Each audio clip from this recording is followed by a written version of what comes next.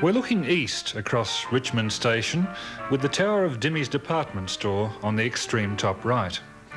Ernest Higgins edited the film so that it began with these long establishing shots, and as you'll see, the pace quickens as we deal with specific buildings and events.